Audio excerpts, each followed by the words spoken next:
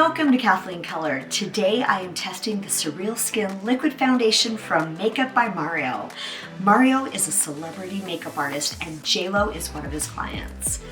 If my skin can look like JLo, I am all in. But before we begin, make sure you subscribe and hit the bell so you get notified when I post new videos. Let's get started.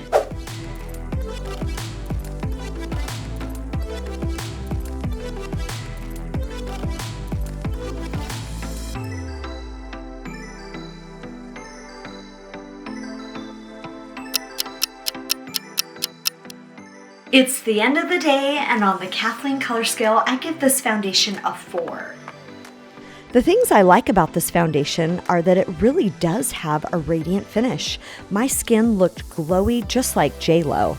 It was blendable, it was hydrating, had a medium coverage, and super luminous without highlighter. But by the end of the day, my skin started to separate, especially on my nose, and it looked a little cakey. To combat that, you can use primer and setting powder. The skin type I recommend for this foundation is normal to dry.